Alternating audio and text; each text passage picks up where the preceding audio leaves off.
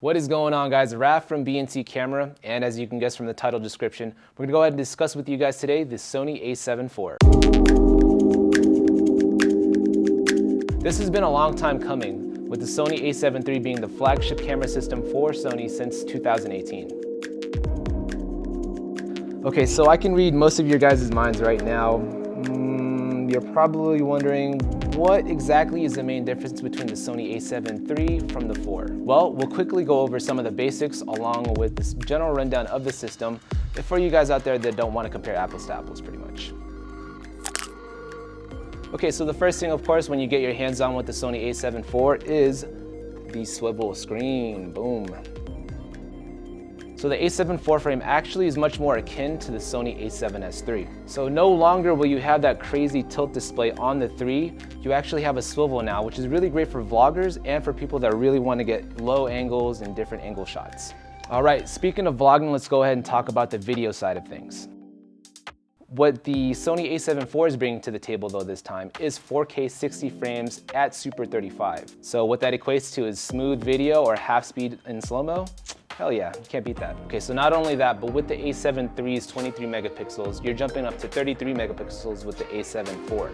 Now what that equates to basically is now you can shoot 4K 30 frames uncropped 422, which is pretty insane. Okay, so while we're here, let's go ahead and talk about it, the megapixel size. That's one of the biggest difference between the Sony a7 III and the a7 IV. Now you're gonna wanna have the latest and greatest in terms of memory cards if you wanna do all that crazy 4K 60 frame stuff.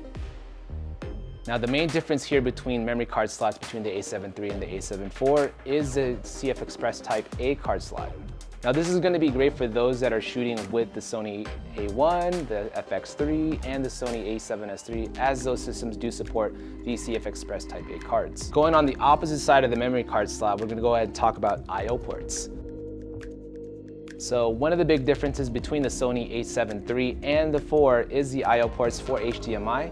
It's rocking a full HDMI this time around, which is a really big upgrade. And so that's pretty much the main differences between the two systems. Of course, the big one with the a7 IV is going to be the Bionz XR processor, typically something you can find within the Sony Alpha 1. Now this is gonna allow the system to have a punchy autofocus system, and you'll be able to shoot up to -4 exposure composition in low light shooting with it, which is really great. Birdies rejoice, as the Sony a7 IV will have bird tracking this time around. So with all that being said, we are expected to have units on launch, so be sure to click the link in the description below to go ahead and pre-purchase your unit.